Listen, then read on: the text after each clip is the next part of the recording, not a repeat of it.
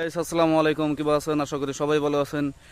30টা রমাদানের আজকে 19 নম্বর দিনে আপনাকে সবাই আমার ব্লগে স্বাগতম। মুখ দিয়ে অজুটা করে সেহরি খাইলাম, তার মধ্যে গাখির দিয়ে ভাত দিয়ে না খেলে ভালো লাগে না। খাইয়া দিয়ে আমি বাড়িতেই ফজর নামাজটা পড়লাম।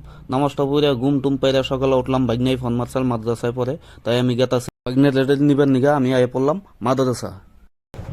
আসসালামু আলাইকুম। ওয়ালাইকুম আসসালাম। আলহামদুলিল্লাহ, ভালো আছো? হ্যাঁ, দেখতে গেছে গা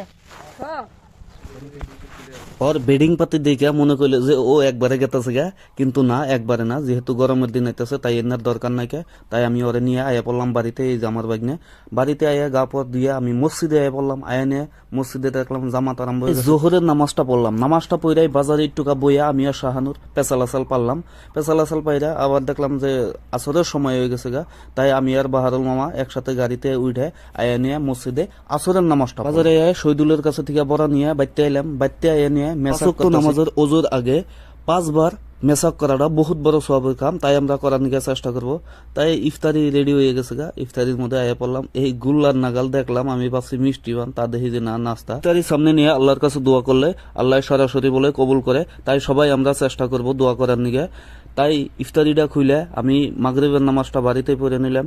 নামাজটা পড়ে একটুকা এডিটিং এর কাম করলাম, ভয়েস ওভার করলাম, কইরা টুইরা আবার যাই নামাজ উঠাইলাম।